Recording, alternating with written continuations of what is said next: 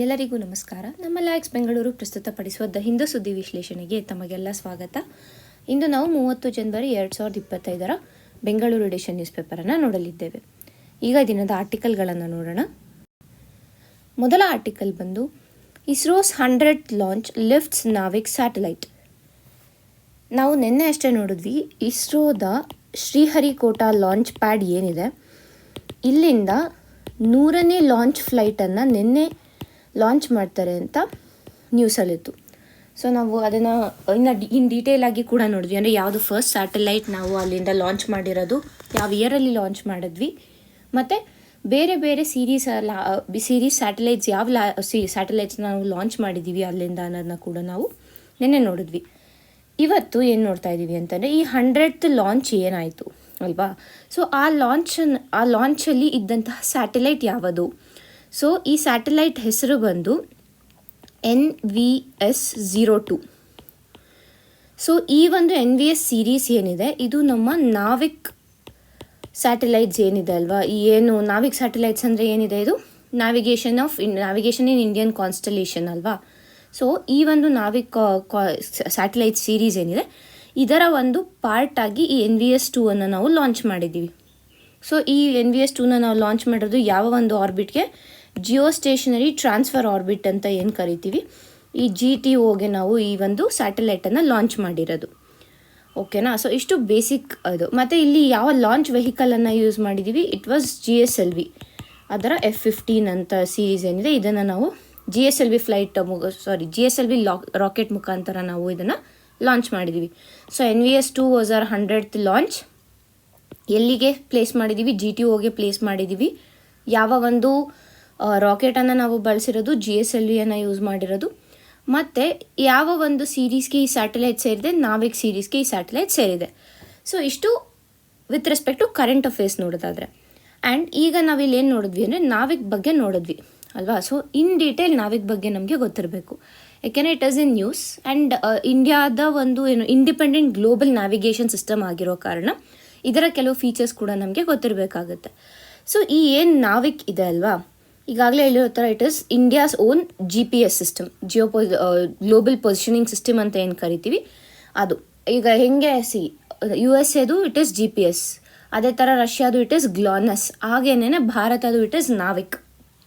So ಇದೇನಂತೀವಿ ನಾವು, it is a global navigation satellite system. ಇದರ ಒಂದು ಏನಂತೀವಿ ವಿಸ್ತಾರ ಹೇಗೆ ಅಂದರೆ, ಇಂಡಿಯಾ ಕೊಡುತ್ತೆ, ಮತ್ತು ಇಂಡಿಯಾದ ಸುತ್ತಮುತ್ತ 1500 ಕಿಲೋಮೀಟರ್ಸ್, ಇಂಡಿಯಾ ಬಾರ್ಡರ್ಸಿಂದ 1500 ಕಿಲೋಮೀಟರ್ಸ್ ಎಷ್ಟು ಎಕ್ಸ್ಟೆಂಡ್ ಆಗುತ್ತೆ ಅಲ್ಲಿವರೆಗೂ ಇದರ ಒಂದು ಏನಂತೀವಿ ವಿಸ್ತಾರ ಇದೆ ಅಂತ ನಮಗೆ ಗೊತ್ತಿದೆ. ಇದಾದಮೇಲೆ ಇದು ಏನೇನು ಕೊಡುತ್ತೆ ಅಂತಲೇ ಪೊಸಿಷನ್ ಕೊಡುತ್ತೆ, ವೆಲಾಸಿಟಿ ಮತ್ತು ಟೈಮಿಂಗ್, PVT 3 ಇದು ಕೊಡುತ್ತೆ. ಮತ್ತು ಈ ಒಂದು ನಾವಿಕ್ ಕೊಡುವಂಥ ಸರ್ವಿಸಲ್ಲಿ 2 ರೀತಿಯಾದ ಸರ್ವಿಸ್ ಇದೆ. ಒಂದು ಸ್ಟ್ಯಾಂಡರ್ಡ್ ಪೊಸಿಷನಿಂಗ್ ಸರ್ವಿಸ್, ಇನ್ನೊಂದು ರೆಸ್ಟ್ರಿಕ್ಟೆಡ್ ಸರ್ವಿಸ್ ಅಂತ. ಈ ರೆಸ್ಟ್ರಿಕ್ಟೆಡ್ ಸರ್ವಿಸ್ ಏನಿದೆ, ಇದು ನಮ್ಮ ಕೇವಲ ಆರ್ಮಿ, ಏರ್ಫೋರ್ಸ್ ಮತ್ತು ನೇವಿ ಏನಿದೆ ಇವುಗಳಿಗೆ ಮಾತ್ರನೇ ಈ ರೆಸ್ಟ್ರಿಕ್ಟೆಡ್ ಸರ್ವಿಸ್ ಅವೈಲಬಿಲಿಟಿ ಇರೋದು.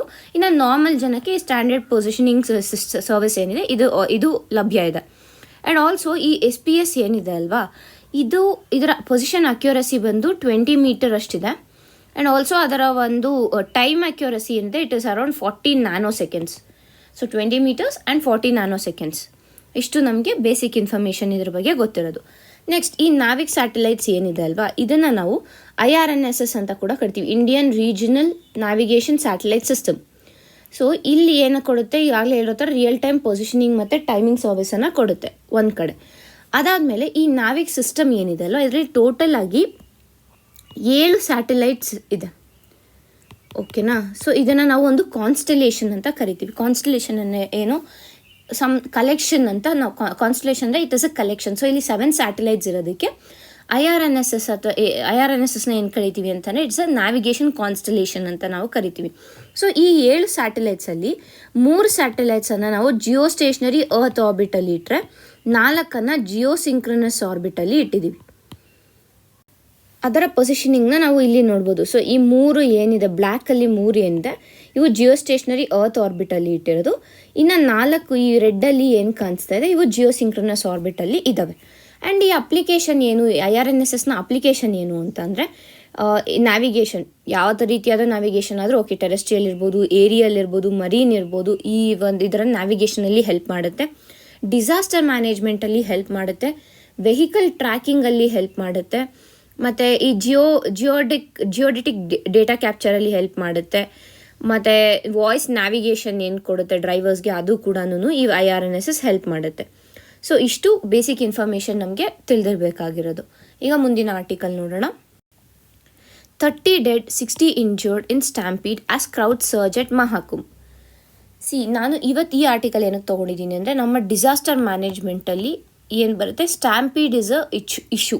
ಏಕೆಂದರೆ ಕಳೆದ 1-1.5 ವರ್ಷದಿಂದ ಈ ಸ್ಟ್ಯಾಂಪೀಡ್ಸ್ ಏನಿದೆ ಭಾರತದಲ್ಲಿ ಇನ್ಕ್ರೀಸ್ ಆಗ್ತಾಯಿದೆ. ಎಸ್ಪೆಷಲಿ ಈ ರಿಲಿಜಿಯಸ್ ಕಾಂಗ್ರಿಗೇಷನ್ಸ್ ಎಲ್ಲಿ ನಡೆಯುತ್ತಲ್ವ, ಈ ರಿಲಿಜಿಯಸ್ ಸೆರೆಮನೀಸ್ ಎಲ್ಲಿ ನಡೆಯುತ್ತೆ ಅಲ್ಲಿ. ಫಾರ್ ಎಕ್ಸಾಂಪಲ್ ಹತ್ರಾಸ್ ಸ್ಟ್ಯಾಂಪೀಡನ್ನು ಕೂಡ ನಾವು ನೋಡಿದ್ವಿ.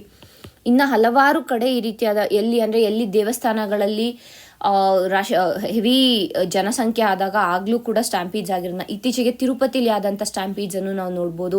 ಹತ್ರಾಸ್ ರಿಲಿಜಿಯಸ್ ಸ್ಟ್ಯಾಂಪೀಡು, ಈ ರೀತಿಯಾಗಿ ಸ್ಟ್ಯಾಂಪೀಡ್ಸ್ ಜಾಸ್ತಿ ಆಗ್ತಾ ಇರುವಂಥ ಕಾರಣ ಇದು ಈ ಒಂದು ಆರ್ಟಿಕಲ್ನ ನಾವು ಇವತ್ತು ನೋಡ್ತಾ ಇದ್ವಿ. ಇಟ್ ಕಮ್ಸ್ ಅಂಡರ್ ನಮ್ಮ ಡಿಸಾಸ್ಟರ್ ಮ್ಯಾನೇಜ್ಮೆಂಟ್ ಏನಿದೆ ಈ ಟಾಪಿಕ್ ಅಂಡರಲ್ಲಿ ಬರುತ್ತೆ. ಆ್ಯಂಡ್ ನಾವು ಮೇನ್ಸಲ್ಲಿ ಇದು ಪ್ರಿಲಿಮ್ಸ್ ಅನ್ನೋದಕ್ಕಿಂತ ಮೇನ್ಸಲ್ಲಿ ಈ ಒಂದು ಏನು ಇಶ್ಯೂ ಇದೆ ಇದು ಬರ್ಬೋದು ಅಂತ ನಾವು ಹೇಳ್ಬೋದು. ಯಾಕೆಂತಂದರೆ 1.5 ಇಯರಿಂದ ಇದು ನ್ಯೂಸಲ್ಲಿದೆ. ಸೊ ಅದಕ್ಕೆ ಯಾಕೆ ಸ್ಟ್ಯಾಂಪೀಡ್ಸ್ ಹೆಚ್ಚಾಗ್ತಾಯಿದೆ and how to manage this ಅನ್ನೋದನ್ನು it can be a mains question ಅಂತ ನಾವು ಪ್ರೆಡಿಕ್ಟ್ ಮಾಡ್ಬೋದು. ಆ್ಯಂಡ್ ಇದು ನ್ಯೂಸ್ ಏನು ಅಂತಂದರೆ, ನಮಗೆಲ್ಲ ಗೊತ್ತಿರೋ ಹಾಗೆ ಪ್ರಯಾಗ್ರಾಜಲ್ಲಿ ಮಹಾಕುಂಭ್ ನಡೀತಾ ಇದೆ. ಆ್ಯಂಡ್ ಇದರ ವಿಶೇಷತೆ ಏನು ಅಂದರೆ, ಇದು 140 years ಒನ್ಸಿಗೆ ಮಾತ್ರನೇ ಈ ಒಂದು ಮಹಾಕುಂಭ್ ಬರೋದು. ಸೊ ಹಾಗಾಗಿ ಜನ ಏನು ಅಂತಂದರೆ ಆ ಗಂಗಾ ಅಲ್ಲಿ ಅದು ಮತ್ತು ತ್ರಿವೇಣಿ ಸಂಗಮ್ ಏನಿದೆ, ಈ ತ್ರಿವೇಣಿ ಸಂಗಮಲ್ಲಿ ನಾವು ಸ್ನಾನ ಮಾಡಿದ್ರೆ ಪುಣ್ಯ ಬರುತ್ತೆ ಅನ್ನೋ ಒಂದು ನಂಬಿಕೆಯಿಂದ ಏನು ಮಾಡ್ತಾ ಇದ್ದಾರೆ ಅಂತಲೇ ಹೆಚ್ಚಿನ ಜನ ಅಲ್ಲಿ ಹೋಗ್ತಾ ಇದ್ದಾರೆ. ಆ್ಯಂಡ್ 29th ಏನಿತ್ತು ಅಂದರೆ ನಿನ್ನೆ, ಅದು ಅಮಾವಾಸ್ಯೆ, ಅದನ್ನ ಮೌನಿ ಅಮಾವಾಸ್ಯೆ ಅಂತ ಕರೀತಾರೆ. ಸೊ ಅದು ಒಂದು ಆಸ್ಪಿಷಿಯಸ್, ಹಿಂದೂ ಕ್ಯಾಲೆಂಡರ್ ಪ್ರಕಾರ ಅದೊಂದು ಆಸ್ಪಿಷಿಯಸ್ ಡೇ ಆಗಿರೋದ್ರಿಂದ ಏನು ಅಂದರೆ ಸುಮಾರು ಜನ ಆವತ್ತೇನೆ ನಾವು ಗಂಗಾಲಿ ಸ್ನಾನ ಮಾಡಬೇಕು ಅಂತ ಅಂದ್ಬಿಟ್ಟು ಹೋಗಿದ್ದಾರೆ. ಬಟ್ ಅಲ್ಲಿ ಏನಾಗಿದೆ ಅಂತಂದರೆ ಸರಿಯಾಗಿ ಕ್ರೌಡ್ ಮ್ಯಾನೇಜ್ಮೆಂಟ್ ಅಲ್ಲಿ ಆಗಲಿಲ್ಲ. ಅಂದರೆ ಒಂದೇ ಸತಿ ಅಂದರೆ ಎಸ್ಟಿಮೇಟ್ ಏನಿತ್ತು ಉತ್ತರ ಪ್ರದೇಶ್ ಈ ಸತಿಯ ಒಂದು ಮಹಾಕುಂಭ ಏನಿದೆ, ಎಸ್ಟಿಮೇಟ್ ಏನಿತ್ತು ಅಂದರೆ 100 million ಪೀಪಲ್ ಅಲ್ಲಿ ಬರ್ತಾರೆ ಅನ್ನೋ ಒಂದು ಎಸ್ಟಿಮೇಟ್ ಇತ್ತು. ಬಟ್ ಪ್ರಾಬ್ಲಮ್ ಏನಂದರೆ ಸ್ಟೇಟ್ ಗೌರ್ಮೆಂಟ್ ಈ 100 million ಪೀಪಲ್ನ ಯಾವ ರೀತಿಯಾಗಿ ಮ್ಯಾನೇಜ್ ಮಾಡ್ತೀವಿ ಅನ್ನೋದನ್ನು ಸರಿಯಾಗಿ ಪ್ಲ್ಯಾನ್ ಮಾಡಿಲ್ಲ. ಅವ್ರು ಏನು ಮಾಡಿದ್ದಾರೆ ಅಂತಂದರೆ, ಇಷ್ಟಿಂದ ಇಷ್ಟು ಟೈಮಲ್ಲಿ ಇಷ್ಟು ಜನ ಬರ್ತಾರೆ ಅಂತ ಒಂದು ಜಸ್ಟ್ ಎಸ್ಟಿಮೇಟ್ ಹಾಕಿದ್ದಾರೆ. ಬಟ್ ಜನ ಏನಾಗಿದೆ ಅವ್ರ ಎಸ್ಟಿಮೇಟ್ಗಿಂತ ಆಲ್ಮೋಸ್ಟ್ 10 to 12 times ಜಾಸ್ತಿಯಾಗಿ ಬಂದಿದ್ದಾರೆ. ಆ್ಯಂಡ್ ಅಷ್ಟು ಜನನ ಮ್ಯಾನೇಜ್ ಮಾಡೋಕ್ಕೆ ಆಗಲಿಲ್ಲ ಅವ್ರ ಕೈಲಿ. ಸೊ ಒಂದು ಕಡೆ ಟ್ರಾಫಿಕ್ ಬ್ಯಾರಿಕೇಡ್ಸ್ ಹಾಕಿ ಟ್ರಾಫಿಕ್ ಮ್ಯಾನೇಜ್ಮೆಂಟ್ ಮಾಡಿದ್ರೂ ಕೂಡ ಏನಾಗಿದೆ ಅಂತಂದರೆ, ಸಡನ್ ಸರ್ಜ್ ಆದಾಗ ಏನಾಗುತ್ತೆ ಅಂತಂದರೆ ಯಾರೇ ಆಗಲಿ ವಿತ್ ಹ್ಯೂಮನ್ ಲೈಕ್ ನಮ್ಮ ಒಂದು ಪವರ್ ನಾವು ಕೆಪಾಸಿಟಿಯನ್ನು ನೋಡೋಕ್ಕೆ ಹೋದರೂ ಕೂಡ ಎಷ್ಟು ಜನ ಪೊಲೀಸವ್ರು ಇದ್ರು ಅಂತ ಅಂದ್ರೂ ಸಡನ್ನಾಗಿ ಓವರ್ ಕ್ರೌಡ್ ಆಯಿತು ಅಂದರೆ ಅಲ್ಲಿ ಮ್ಯಾನೇಜ್ ಮಾಡೋದು ಕಷ್ಟ ಆಗುತ್ತೆ. ಸೊ ಅದೇನೇ ಇಲ್ಲೂ ಆಗಿದ್ದು. So first thing is lack of efficient crowd management ಸರಿ ಇಲ್ಲ. ಸೆಕೆಂಡ್ ಒನ್ ಏನು ಅಂತಂದರೆ VIP ವಿಸಿಟರ್ಸನ್ನು ಪ್ರಯಾರಿಟೈಸ್ ಮಾಡಿದ್ರು. ಸೊ ಈ VIP ವಿಸಿಟರ್ಸ್ನ ಪ್ರಯಾರಿಟೈಸ್ ಮಾಡಿದಾಗ ಏನಾಗುತ್ತೆ ಅಂತಂದರೆ, ಕಾಮನ್ ಪೀಪಲ್ ಏನಿದ್ದಾರೆ ಅವರು ವೆಯ್ಟ್ ಮಾಡೋಕ್ಕೆ ಆಗ್ದಿರ, ಇವಾಗ 1 hour 2 hours ಅಂತ 1 hour 2 hours ಅಂತಂದರೆ ಸ್ವಲ್ಪ ವೆಯ್ಟ್ ಮಾಡ್ತಾರೆ. ಬಟ್ VIPಸ್ಗೆ ಪ್ರಯಾರಿಟೈಸ್ ಮಾಡ್ಕೊಂಡು 3 hours 4 hours ನೀವು ಕಾರಲ್ಲೇ ವೆಯ್ಟ್ ಮಾಡಬೇಕು, ಬೇರೆ ಆಪ್ಷನ್ ಇಲ್ಲ, ಟ್ರಾಫಿಕಲ್ಲಿ ಸಿಕ್ಕಾಕೊಂಡಿರ್ತೀರ ಅಂತಂದರೆ ಇಟ್ ಈಸ್ ಇಂಪಾಸಿಬಲ್. ಪೇಷನ್ಸ್ ನಮಗೂ ಆ್ಯಸ್ ಅ ಹ್ಯೂಮನ್ ಬೀಯಿಂಗ್ ಒಂದು ಪೇಷನ್ಸ್ ಲೆವೆಲ್ ಇರುತ್ತೆ, ಆ ಪೇಷನ್ಸ್ ಲೆವೆಲ್ ಕೂಡ ಮೀರುತ್ತೆ. ಆ್ಯಂಡ್ ಈ VIP ಪ್ರಯಾರಿಟೈಸೇಷನ್ ಮಾಡಿದಾಗ ಏನಾಗುತ್ತೆ, ಕಾಮನ್ ಪೀಪಲ್ಗೆ ಇಲ್ಲಿ ಡಿಲೇ ಆಗ್ತಾ ಹೋಗುತ್ತೆ. ಇದರಿಂದ ಕೂಡ ಇದು ಒಂದು ರೀಸನ್ ನಿನ್ನೆಯ ಸ್ಟ್ಯಾಂಪೀಡ್ಗೆ ಅಂತ ಈ ಒಂದು ಅನಾಲಿಸಿಸಲ್ಲಿ ತಿಳಿದಿದೆ. ಇದು ಬೇಸಿಕ್ ಅಂದರೆ ಫಸ್ಟ್ ಅನಾಲಿಸಿಸ್ ಏನು ನಡೆಯುತ್ತೆ ಅದರಲ್ಲಿ ತಿಳಿದಿರೋದು ಇಷ್ಟು. ಸೊ ಹಾಗಾಗಿ ಗವರ್ನಮೆಂಟ್ಸ್ ಏನಿದೆ, ಯಾವುದೇ ಗವರ್ಮೆಂಟ್ಸ್ ಆಗ್ಬೋದು, ಏನು ಮಾಡಬೇಕು ಅಂತ ಅಂದರೆ, ಫಸ್ಟು ಇಷ್ಟು ಕ್ರೌಡ್ ಬರುತ್ತೆ ಅಂತ ಅಂದಾಗ ಆ ಕ್ರೌಡನ್ನು ಮ್ಯಾನೇಜ್ ಮಾಡೋಕ್ಕೆ ಬೇಕಾದಂಥ ಸಫಿಷಿಯೆಂಟ್ ಮ್ಯಾನ್ ಪವರ್ ಇರ್ಬೋದು, ಇಲ್ಲ ಅಂತಂದರೆ ಬೇರೆ ರೀತಿಯಾದ ಇನ್ಫ್ರಾಸ್ಟ್ರಕ್ಚರ್ಸ್ ಇರ್ಬೋದು, ಅದನ್ನು ರೆಡಿ ಮಾಡ್ಕೋಬೇಕು. ಆ್ಯಂಡ್ ಸೆಕೆಂಡ್ ಏನಿದೆ, VIP ವಿಸಿಟರ್ಸ್ ಕಾಮನ್ ಮ್ಯಾನ್ ಅಂತ ಡಿಫ್ರೆನ್ಷಿಯೇಟ್ ಮಾಡಬಾರ್ದು, ಎಲ್ಲರನ್ನೂ ಒಂದೇ ಲೈನಲ್ಲಿ ಕಲಿಸ್ಬೇಕು. ಸೊ ದಟ್ ಈ ರೀತಿಯಾದ ಏನು ಲೈಕ್ VIP ವಿಸಿಟರ್ಸಿಂದ ಏನು ಪ್ರಾಬ್ಲಮ್ ಆಗ್ತಾಯಿದೆ ಆ ಪ್ರಾಬ್ಲಮನ್ನು ನಾವು ಒಂದು ಕಡೆ ರೆಡ್ಯೂಸ್ ಮಾಡ್ಬೋದು. ಅಲಾಂಗ್ ವಿತ್ ದಿಸ್ ಈಗಾಗಲೇ ಮಾಡ್ತಾ ಇರುವಂಥ ಫೋನ್ ಟ್ರ್ಯಾಕಿಂಗ್ ಇರ್ಬೋದು, ಇಲ್ಲ ಅಂತಂದರೆ ಏರಿಯಲ್ ಸರ್ವೇಲೆನ್ಸ್ ಇರ್ಬೋದು, ಇವುಗಳನ್ನೆಲ್ಲ ಕೂಡ ಮಾಡಬೇಕು. ಅದ್ರ ಜೊತೆಗೆ ಈ ನಮ್ಮ ಅಡ್ವಾನ್ಸ್ ಟೆಕ್ನಾಲಜೀಸ್ ಏನಿದೆ ಅದನ್ನ ಸರಿಯಾಗಿ ನಾವು ಯೂಸ್ ಮಾಡಿಕೊಂಡ್ರೆ ಈ ಸ್ಟ್ಯಾಂಪೀಡ್ಸನ್ನು ಕಡಿಮೆ ಮಾಡ್ಬೋದು ಅಂತ ಕೂಡ ಇಲ್ಲಿ ಹೇಳ್ತಾ ಇದ್ದಾರೆ. ಈಗ ಮುಂದಿನ ಆರ್ಟಿಕಲ್ ನೋಡೋಣ. Stifling demand.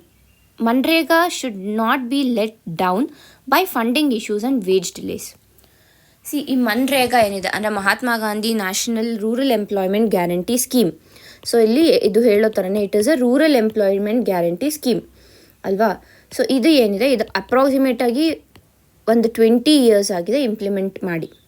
And it is being ಏನಂತೀವಿ ಹೆಲ್ಪ್ಫುಲ್ ಫಾರ್ ರೂರಲ್ ಪೀಪಲ್. ಯಾವಾಗ ಈ ಆಫ್ ಫಾರ್ಮ್ ಸೀಸನ್ ಇರುತ್ತೆ ಆಗ ಅವ್ರಿಗೆ ಒಂದು ಅಡಿಷ್ನಲ್ ಸೋರ್ಸ್ ಆಫ್ ಇನ್ಕಮ್ ಅಥವಾ ಒಂದು ಆಲ್ಟರ್ನೇಟ್ ಸೋರ್ಸ್ ಆಫ್ ಇನ್ಕಮ್ ಆಗಿ ಇದು ವರ್ಕ್ ಮಾಡ್ತಾಯಿದೆ. ಏನಾಗಿ ಆಲ್ಟರ್ನೇಟ್ ಸೋರ್ಸ್ ಆಫ್ ಇನ್ಕಮ್ ಆಗಿ. ಆ್ಯಂಡ್ ಏನು ಬೇಸಿಕ್ಕಾಗಿ ಇದನ್ನ ನೋಡೋಣ. ಇದೇನು ಅಂತಂದರೆ ಮಿನಿಮಮ್ 100 days ಆಫ್ ಜಾಬನ್ನು ಕೊಡುತ್ತೆ. Guaranteed job minimum. ಅದು ಯಾವಾಗ ಅಪ್ಲೈ ಮಾಡಿದ್ದ 15 days ಒಳಗಡೆ ಈ ಜಾಬನ್ನು ಕೊಡಬೇಕು. ಇಲ್ಲ ಅಂತ ಅಂದರೆ ಗವರ್ನಮೆಂಟ್ ಜಾಬ್ ಕೊಡೋವರೆಗೂ ಅವ್ರಿಗೆ ಅಲವೆನ್ಸನ್ನು ಕೊಡಬೇಕು. ಒಂದು ಮಿನಿಮಮ್ 100 days ಗ್ಯಾರಂಟಿಡ್ ಜಾಬ್ ಕೊಡಬೇಕು. ಆ್ಯಂಡ್ ಎಲ್ಲಿ ಅಪ್ಲೈ ಮಾಡಿದ 15 days ಒಳಗಡೆ ಈ ಜಾಬನ್ನು ಕೊಡಬೇಕು. ಅಕಸ್ಮಾತ್ if the government fails to give ಈ ಏನು 15 days ಒಳಗಡೆ ಈ ಕೆಲಸನ ಕೊಡೋದಕ್ಕೆ ಆಗಲಿಲ್ಲ ಗವರ್ನಮೆಂಟ್ ಅಂತಂದರೆ ಆಗ it has to give allowance until the work is provided. ಇದು ಮನ್ರೇಗಾದ ಬೇಸಿಕ್ ಇನ್ಫಾರ್ಮೇಷನ್. ಆದರೆ ಇದರ ಪ್ರಾಬ್ಲಮ್ಸ್ ಏನು ಅಂತ ನೋಡಿದ್ರೆ first problem, most important problem ಏನು ಅಂತಂದರೆ ಡಿಲೇ ಇನ್ ವೇಜಸ್. ಸರಿಯಾಗಿ ವೇಜಸನ್ನು ಟೈಮ್ಗೆ ಕರೆಕ್ಟಾಗಿ ಕೊಡ್ತಾ ಇಲ್ಲ, ಫಸ್ಟ್ ಥಿಂಗ್. ಆ್ಯಂಡ್ ಸೆಕೆಂಡ್ ಏನು ಅಂತಂದರೆ ಈ ಪ್ರೋಗ್ರಾಮ್ಗೆ ಬಜೆಟ್ ಅಲೋಕೇಶನ್ ಏನಾಗ್ತಾ ಇದೆ ಅಲ್ವಾ, ಈ ಬಜೆಟ್ ಅಲೋಕೇಶನ್ಸ್ ಕಡಿಮೆ ಆಗ್ತಾಯಿದೆ ಇಯರ್ ಟು ಇಯರ್ ನಾವು ಚೆಕ್ ಮಾಡಿ ನೋಡಿದ್ರೆ ಬಜೆಟ್ ಅಲೋಕೇಶನ್ ರೆಡ್ಯೂಸ್ ಮಾಡ್ತಾ ಬರ್ತಾ ಇದ್ದಾರೆ. ಸೊ ಯಾವಾಗ ಈ ಬಜೆಟ್ ಅಲೋಕೇಶನ್ ಕಡಿಮೆ ಆಗುತ್ತೆ ಆಬ್ವಿಯಸ್ಲಿ ವೇಜಸ್ ಡಿಲೇ ಆಗುತ್ತೆ. ಯಾವಾಗ ವೇಜಸ್ ಡಿಲೇ ಆಗುತ್ತೆ ಅಥವಾ ಕೆಲಸನೇ ಕಡಿಮೆ ಆಗುತ್ತೆ ಅವ್ರಿಗೆ ಆಲ್ಟರ್ನೇಟ್ ಸೋರ್ಸ್ ಆಫ್ ಇನ್ಕಮ್ ಏನಿದೆ ಇದು ಹೋಗುತ್ತೆ. ಯಾವಾಗ ಆಲ್ಟರ್ನೇಟ್ ಸೋರ್ಸ್ ಆಫ್ ಇನ್ಕಮ್ ಕಡಿಮೆ ಆಗುತ್ತೆ ಅವರ ಒಂದು ಲೈವ್ಲಿಹುಡ್ ಇರ್ಬೋದು, ಅವರ ಒಂದು ಇನ್ಕಮ್ ಸೆಕ್ಯೂರಿಟಿ ಇರ್ಬೋದು, ಇದು ಇನ್ಕಮ್ ಸೆಕ್ಯೂರಿಟಿ ಲೈವ್ಲಿಹುಡ್ ಇದೆಲ್ಲ ಕೂಡ ಡಿಪ್ರಿಷಿಯೇಟ್ ಆಗ್ತಾ ಬರುತ್ತೆ.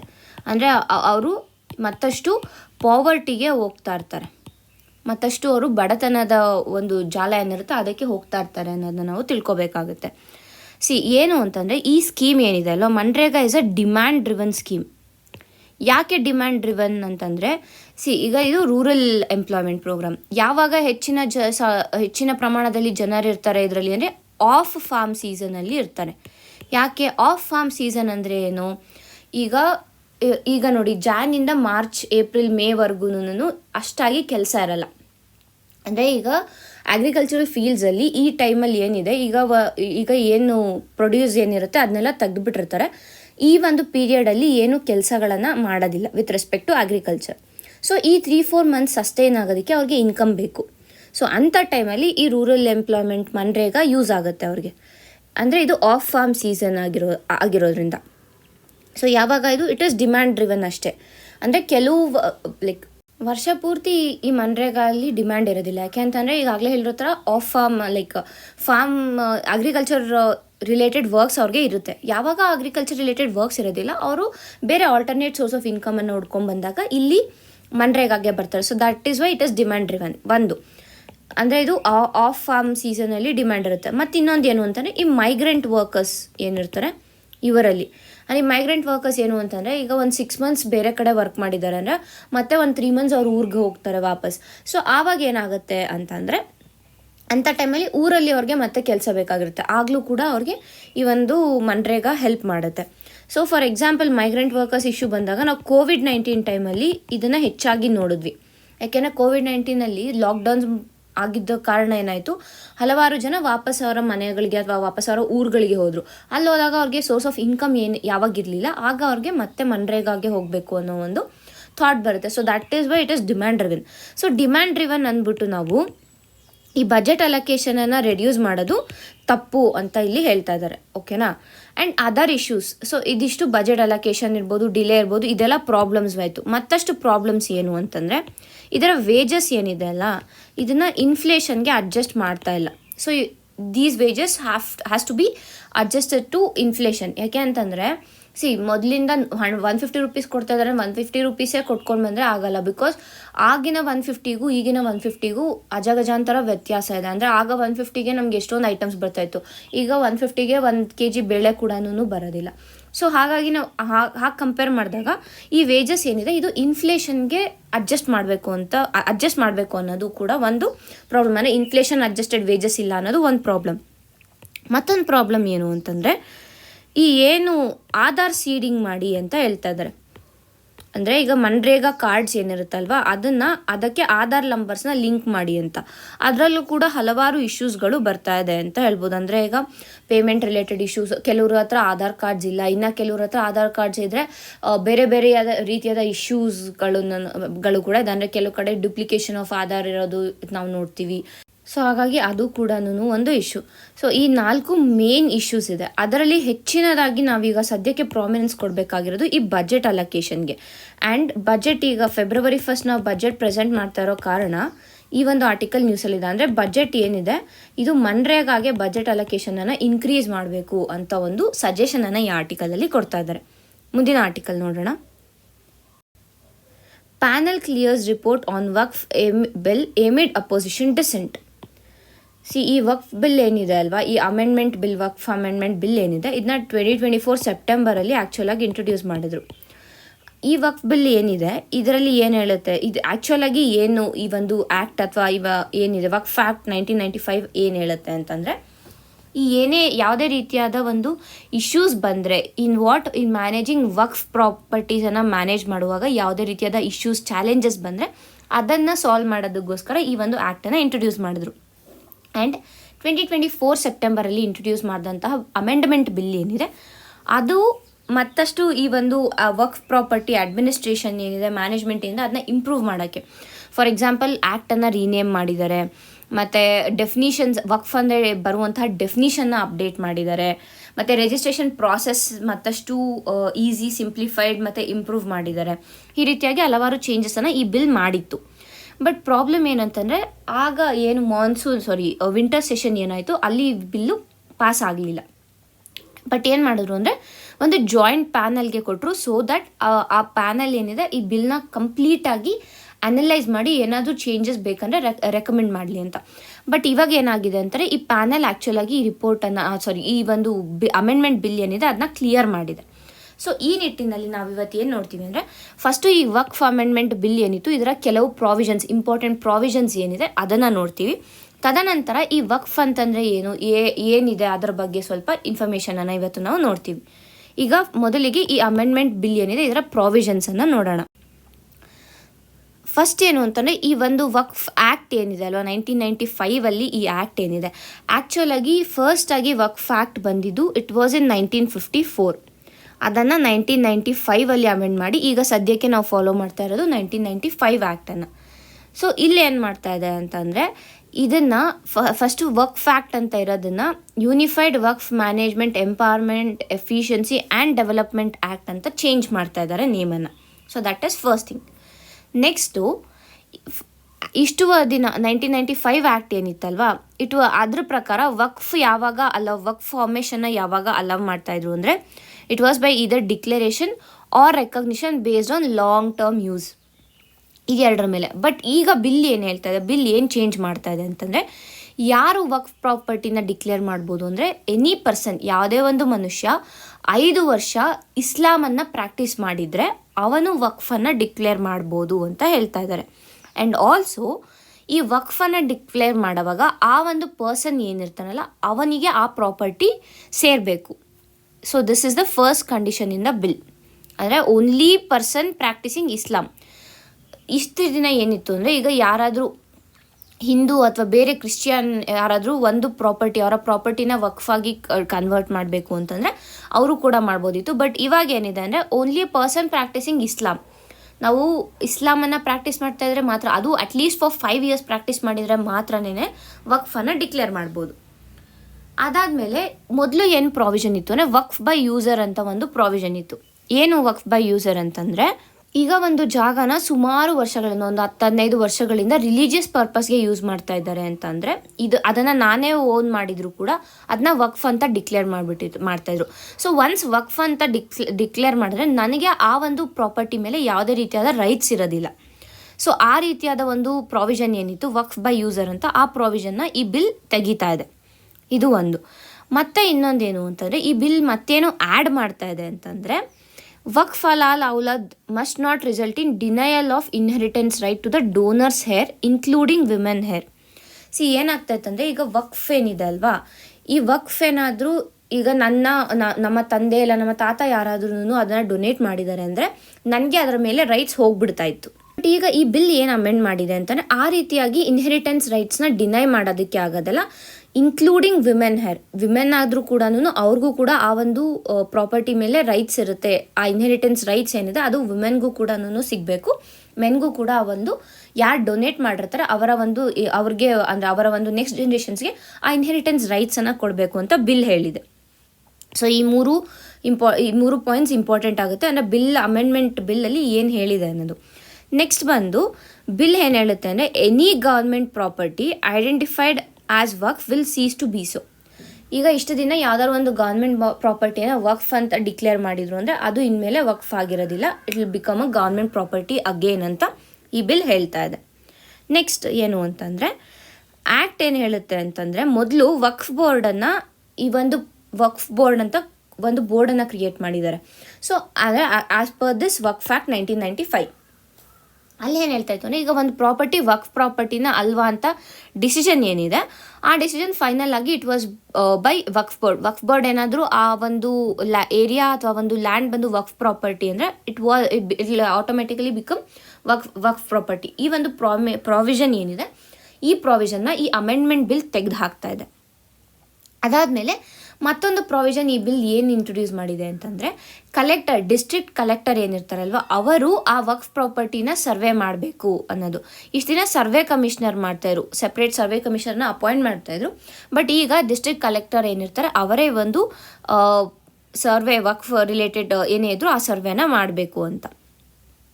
ಮತ್ತು ಈ ವಕ್ಫ್ ಬೋರ್ಡಲ್ಲಿ ಇರ್ಬೋದು ಅಥವಾ ಸೆಂಟ್ರಲ್ ವಕ್ಫ್ ಕೌನ್ಸಿಲಲ್ಲಿ ಏನಿದ್ದಾರೆ ಮೊದಲು ಏನಿತ್ತು ಅಂದರೆ ಎಲ್ಲ ಕೌನ್ಸಿಲ್ ಮೆಂಬರ್ಸು ಮುಸ್ಲಿಮ್ಸ್ ಇರಬೇಕು ಅಂತ ಹೇಳಿದರು and at least two members must be women ಅಂತ ಹೇಳಿದರು. ಬಟ್ ಈಗ ಬಿಲ್ ಏನು ಮಾಡ್ತಾ ಇದೆ ಅಂತಂದರೆ ಟೂ ಮೆಂಬರ್ಸ್ ನಾನ್ ಮುಸ್ಲಿಮ್ಸ್ ಆಗಿರಬೇಕು. ಅದರ ಜೊತೆಗೆ MPಸು ಜಡ್ಜಸ್ಸು ಎಮಿನೆಂಟ್ ಪರ್ಸನ್ಸ್ನು ಕೂಡ ಅಂದರೆ ಆ ಒಂದು ಕೌನ್ಸಿಲ್ ಅಥವಾ ಆ ಒಂದು ಬೋರ್ಡ್ಗೆ ಅಪಾಯಿಂಟ್ಮೆಂಟ್ ಮಾಡ್ಬೋದು ಆ್ಯಂಡ್ ಅವ್ರು ಮುಸ್ಲಿಮ್ಸೇ ಆಗಿರಬೇಕು ಅಂತ ಯಾವುದೇ ರೀತಿಯಾದ ಒಂದು ಏನಂತೀವಿ ಪ್ರಾವಿಷನ್ ಇಲ್ಲ ಅಂತ ಈ ಬಿಲ್ ಅಮೆಂಡ್ಮೆಂಟ್ ಬಿಲ್ ಹೇಳ್ತಾ ಇದೆ. ಸೊ ಇಷ್ಟು ಇಂಪಾರ್ಟೆಂಟ್ ಫೀಚರ್ಸ್ ಅಮೆಂಡ್ಮೆಂಟ್ ಬಿಲ್ಲಲ್ಲಿ ಇರೋದು. ಆ್ಯಂಡ್ ಈ ಅಮೆಂಡ್ಮೆಂಟ್ ಬಿಲ್ಗೆ ಹಲವಾರು ಏನಂತೀವಿ ರಿಲಿಜಿಯಸ್ ಲೀಡರ್ಸ್ ಏನಿದ್ದಾರೆ ಮುಸ್ಲಿಮ್ಸಲ್ಲಿ ಅವರೆಲ್ಲ ಅಪೋಸ್ ಮಾಡಿದ್ದಾರೆ. ಬಿಕಾಸ್ ವಕ್ಫ್ ಏನಿದೆ it is related to Islam religion and ಇಲ್ಲಿ ನೀವು ನಾನ್ ಮುಸ್ಲಿಂ ಮೆಂಬರ್ಸನ್ನು ಮುಸ್ಲಿಮ್ ಇದಕ್ಕೆ ಅಂದರೆ ಮುಸ್ಲಿಂ ರಿಲಿಜಿಯಸ್ ಇದಕ್ಕೆ ನಾನ್ ಮುಸ್ಲಿಮ್ಸನ್ನು ಯಾಕೆ ಅಪಾಯಿಂಟ್ಮೆಂಟ್ ಮಾಡಬೇಕು ಅನ್ನೋದು ಅವರ ಒಂದು ಫಸ್ಟ್ ಕ್ವೆಶನ್. ಅದಾದಮೇಲೆ ನೆಕ್ಸ್ಟು ಇಲ್ಲಿ ನಾನು ಹೇಳಿದೆ ಡೋನರ್ಗೆ ನೆಕ್ಸ್ಟ್ ಇನ್ಹೆರಿಟೆನ್ಸ್ ರೈಟ್ಸನ್ನು ಕೊಡಬೇಕು ಅಂತ. ಅವ್ರೇನು ಹೇಳ್ತಾ ಇದ್ದಾರೆ, ಒಂದು ಸತಿ ಆ ಒಂದು ವಕ್ಫ್ ಅಂತ ಡಿಕ್ಲೇರ್ ಮಾಡಿದ್ಮೇಲೆ ಯಾವುದೇ ರೀತಿಯಾದ ಡೋನರ್ ರೈಟ್ಸ್ ಅಥವಾ ಇನ್ಹೆರಿಟೆನ್ಸ್ ರೈಟ್ಸ್ ಇರಬಾರ್ದು ಅನ್ನೋದು ಕೂಡ ಮತ್ತೊಂದು ಕಂಟೆನ್ಷಿಯಸ್ ಇಶ್ಯೂ ಆಗಿದೆ. ಈ ಎಲ್ಲದರಿಂದನೇ ಈ ಬಿಲ್ಲನ್ನು ಜಾಯಿಂಟ್ ಪ್ಯಾನಲ್ಗೆ ರೆಕಮೆಂಡ್ ಮಾಡಿದರು ಆ್ಯಂಡ್ ಈಗ ಸದ್ಯಕ್ಕೆ ಜಾಯಿಂಟ್ ಪ್ಯಾನಲ್ ಕೂಡ ಗೋ ಕೊಟ್ಟಿದೆ. ಸೊ ಈ ಬಿಲ್ಲನ್ನು ಬರ್ತಾ ಇರುವಂಥ ಬಜೆಟ್ ಸೆಷನಿಂದ ಆ ಒಂದು ಸೆಷನಲ್ಲಿ ಇಂಟ್ರೊಡ್ಯೂಸ್ ಕೂಡ ಮಾಡ್ತಾರೆ. ಸೊ ನೆಕ್ಸ್ಟ್ ಫರ್ದರ್ ಡೆವಲಪ್ಮೆಂಟ್ಸ್ ಏನಿದೆ ನಾವು ಕಾದು ನೋಡಬೇಕಾಗುತ್ತೆ. ಈಗ ನಾವು ವಕ್ಫ್ ಅಂದರೆ ಏನು ಅದರ ಕುರಿತಾಗಿ ಕೆಲವು ಫೀಚರ್ಸನ್ನು ನಾವು ನೋಡೋಣ. ಸೊ ಮೊದಲಿಗೆ ವಕ್ಫ್ ಅಂದರೆ ಏನು? ಈ ವಕ್ಫ್ ಅಂತಂದರೆ ಏನಾಗುತ್ತೆ ವಕ್ಫ್ ಅಂದರೆ ಈಗ ಒಂದು ರಿಲಿಜಿಯಸ್ ಇನ್ಸ್ಟಿಟ್ಯೂಷನಲ್ಲಿ ಅಥವಾ ಚಾರಿಟಬಲ್ ಟ್ರಸ್ಟ್ಗೆ ಒಂದು ಪ್ರಾಪರ್ಟಿಯನ್ನು ಡೊನೇಟ್ ಮಾಡಿದರೆ ಅಂಡರ್ ಇಸ್ಲಾಮಿಕ್ ಲಾ ಅದನ್ನು ನಾವು ವಕ್ಫ್ ಅಂತ ಕರಿತೀವಿ. ಆ್ಯಂಡ್ ಒಂದು ಸತಿ ಅದು ವಕ್ಫ್ ಪ್ರಾಪರ್ಟಿ ಅಂತ ಡಿಕ್ಲೇರ್ ಆಯಿತು ಅಂದರೆ ಆ ಒಂದು ಪ್ರಾಪರ್ಟಿಯ ಯೂಸ್ ಇರ್ಬೋದು ಅಥವಾ ಸೇಲ್ ಇರ್ಬೋದು ಮಾಡೋದಕ್ಕೆ ಆಗೋದಿಲ್ಲ ಆ್ಯಸ್ ಪರ್ ಇಸ್ಲಾಮಿಕ್ ಲಾ. ಇದು ಏನು ವಕ್ಫ್ ಅಂತಂದರೆ ಇಟ್ ಈಸ್ ಅಂಡರ್ ಗಾಡ್, ಅಂದರೆ ನಮ್ಮಿಂದ ಆ ರೈಟ್ಸನ್ನು ತೊಗೊಂಡು ಅದನ್ನ ನಾವು ಗಾಡ್ಗೆ ಕೊಡ್ತಾ ಇದ್ದೀವಿ, ಅವರ ಪ್ರಕಾರ ಇದು ಅಲ್ಲಾಗೆ ಕೊಡ್ತಾ ಇದ್ದೀವಿ ಅಂತ ಇಲ್ಲಿ ಅವರು ಹೇಳ್ತಾರೆ. And wakif is a person who creates a Waqf. ಈಗ ನಾನೊಂದು ಬೆನಿಫಿಷಿಯರಿ ಅಂತ ಅಂದರೆ ನನಗೆ ಆ ವಕ್ಫ್ ಪ್ರಾಪರ್ಟಿಯನ್ನು ಕ್ರಿಯೇಟ್ ಮಾಡಿಕೊಡೋರನ್ನ ನಾವು ವಾಕಿಫ್ ಅಂತ ಕೂಡ ಕರಿತೀವಿ. ಆ್ಯಂಡ್ ಒಂದ್ಸತಿ ಈ ವಕ್ಫ್ ಪ್ರಾಪರ್ಟಿ ಕ್ರಿಯೇಟ್ ಆಯಿತು ಅಂದರೆ ಇಟ್ ಈಸ್ ಇರ್ರಿವೋಕಬಲ್. ಮತ್ತು ಅದನ್ನು ನಾವು ವಕ್ಫಿಂದ ತೆಗಿಯೋದಕ್ಕೆ ಆಗೋದಿಲ್ಲ. ಒಂದ್ಸತಿ ನಾವು ಡೊನೇಟ್ ಈಗ ಏನಾದ್ರು ನಾವು ದಾನ ಮಾಡ್ತೀವಿ ಅಂದರೆ ಅದನ್ನ ಮತ್ತೆ ವಾಪಸ್ ಇಸ್ಕೊಳ್ಳಲ್ಲ. ಸೊ ಅದೇ ರೀತಿಯಾಗಿಯೇ ಈ Waqf property it is like a dana. So ಒಂದ್ಸತಿ ದಾನ ಮಾಡಿದ್ಮೇಲೆ ನಾವು ಏನು ವಾಪಸ್ ಇಸ್ಕೊಳಲ್ಲ. ಸೊ ಹಾಗಾಗಿ ಇದು ಕೂಡ ಇರ್ರಿವೋಕಬಲ್ ಅಂತ ನಮಗೆ ಗೊತ್ತಿರಬೇಕು. ನೆಕ್ಸ್ಟ್, ಈ ವಕ್ಫ್ ಕಾನ್ಸೆಪ್ಟ್ ಯಾವಾಗ ಡೆವಲಪ್ ಆಯಿತು? ಡೆಲ್ಲಿ ಸಲ್ತನತ್ ಪೀರಿಯಡಿಂದನೂ ಈ ವಕ್ಫ್ ಕಾನ್ಸೆಪ್ಟ್ ನಡೀತಾನೆ ಇದೆ. ಬಟ್ ಬ್ರಿಟಿಷ್ ಪೀರಿಯಡಲ್ಲಿ ಏನಾಯಿತು ಅಂತಂದರೆ, ಈ ಒಂದು ವಕ್ಫ್ ಪ್ರಾಪರ್ಟಿ ಏನಿದೆ ಅಲ್ವಾ, ಇದರ ಇಶ್ಯೂ ಬಂದು ಪ್ರೈವಿ ಕೌನ್ಸಿಲ್ ಇನ್ ಲಂಡನ್ ಏನಿದೆ ಅಲ್ಲಿ ಹೋಯಿತು. ಅಲ್ಲಿ ಅವ್ರು ಏನು ಹೇಳಿದ್ರು, ಈ ವಕ್ಫ್ ಪ್ರಾಪರ್ಟಿನ ಅಬಾಲಿಷ್ ಮಾಡಬೇಕು ಅಂತ ಹೇಳಿದ್ರು, ಅಂದರೆ ಇನ್ವ್ಯಾಲಿಡ್ ಅಂತ ಡಿಕ್ಲೇರ್ ಮಾಡಿ ಅಂತ. ಬಟ್ ಸ್ಟಿಲ್ ಇಂಡಿಯಾ ಅಲ್ಲಿ ಇದನ್ನು ಅಕ್ಸೆಪ್ಟ್ ಮಾಡಿಲ್ಲ. ಸೊ ಹಾಗಾಗಿ ವಕ್ಫ್ ಪ್ರಾಪರ್ಟಿ ಏನಿದೆ ಸ್ಟಾರ್ಟಿಂಗ್ ಫ್ರಮ್ ಡೆಲ್ಲಿ ಸಲ್ತನಟ್ಸ್ ಇಂದಿಗೂ ಕೂಡ ನಾವು ಅದನ್ನು ಕಂಟಿನ್ಯೂ ಮಾಡ್ಕೊಂಡು ಬಂದಿದ್ದೀವಿ. ಇಷ್ಟು ಬೇಸಿಕ್ ಇನ್ಫಾರ್ಮೇಷನ್. ಇದಾದಮೇಲೆ ಇನ್ನು ವಕ್ಫ್ ಆ್ಯಕ್ಟ್ಸ್ ಬಗ್ಗೆ ನೋಡೋಣ. ಈಗಾಗಲೇ ನಾನು ಹೇಳಿದೆ ಫಸ್ಟ್ ವಕ್ಫ್ ಆ್ಯಕ್ಟ್ ಯಾವಾಗ ಬಂದಿದ್ದು 1954 ತಂದಿದ್ದು. ಸೊ ಆವಾಗ ಬೇಸಿಕ್ ಏನು ಅಂತಂದರೆ ಸೆಂಟ್ರಲೈಸೇಷನ್, ಆ ವಕ್ಫ್ ಬೋರ್ಡ್ ಏನಿದೆ ಅದನ್ನ ಸೆಂಟ್ರಲೈಸ್ ಮಾಡಿ ಎಲ್ಲ ಇದನ್ನು ಸೆಂಟ್ರಲ್ ಗೌರ್ಮೆಂಟ್ ಅಂಡರಲ್ಲಿ ಅದರ ಕಂಟ್ರೋಲಲ್ಲಿ ತರಬೇಕು ಅನ್ನೋದು ಅದರ ಒಂದು ಮೇನ್ ಉದ್ದೇಶ ಆಗಿತ್ತು. ಹಾಗಾಗಿ 1954 ಈ ಆ್ಯಕ್ಟನ್ನು ಪಾಸ್ ಮಾಡಿ ಸೆಂಟ್ರಲ್ ವಕ್ಫ್ ಕೌನ್ಸಿಲ್ ಅಂತ ಒಂದು ಕೌನ್ಸಿಲನ್ನು ಅಂಡರ್ ದಿಸ್ ಆ್ಯಕ್ಟ್ ಎಸ್ಟಾಬ್ಲಿಷ್ ಮಾಡಿದ್ರು ಇನ್ 1964. ಸೊ ಸೆಂಟ್ರಲ್ ವಕ್ಫ್ ಕೌನ್ಸಿಲ್ ಏನಾಗುತ್ತೆ, ಅದು ಸ್ಟ್ಯಾಟ್ಯುಟರಿ ಬಾಡಿ ಆಗುತ್ತೆ, ಯಾಕೆಂದರೆ established under Waqf act. And ಈ ಬಾಡಿ ಏನಿದೆ ಅಲ್ವಾ, ಸೊ ಬೇರೆ ಬೇರೆ ಸ್ಟೇಟ್ ವಕ್ಫ್ ಬೋರ್ಡ್ಸ್ ಏನಿದೆ ಅವುಗಳ ಅಡ್ಮಿನಿಸ್ಟ್ರೇಷನನ್ನು, ಅವುಗಳು ಸರಿಯಾಗಿ ಫಂಕ್ಷನ್ ಮಾಡ್ತಾ ಇದೆಯಾ ಅನ್ನೋದನ್ನು ಈ ಸೆಂಟ್ರಲ್ ವಕ್ಫ್ ಕೌನ್ಸಿಲ್ ನೋಡ್ಕೋತಾ ಇತ್ತು. ಅದೇ ಹಾಗೆ ಮುಂದೆ ಹೋದಾಗ ಒಂದು ಲೆಜಿಸ್ಲೇಷನ್ ನಾವು ಮಾಡಿದ್ದೀವಿ ಅಂದರೆ over a period of time society change ಆದಾಗೆ ನಾವು ಆಗ ಲೆಜಿಸ್ಲೇಷನ್ಸನ್ನು ಚೇಂಜ್ ಮಾಡಬೇಕು. ಸೊ ಅದೇ ರೀತಿಯಾಗಿ ವಕ್ಫ್ ಆ್ಯಕ್ಟ್ 1995 ನಾವು ತರ್ತೀವಿ. ಈ ವಕ್ಫ್ ಆ್ಯಕ್ಟ್ 1995 ಏನಿದೆ it was more favourable to Muslims. ಯಾಕೆ ಅಂತಂದರೆ ಇಲ್ಲಿ ಸೆಪ್ರೇಟಾಗಿ ವಕ್ಫ್ ಟ್ರೈಬ್ಯುನಲ್ಸನ್ನು ಎಸ್ಟಾಬ್ಲಿಷ್ ಮಾಡ್ತಾರೆ.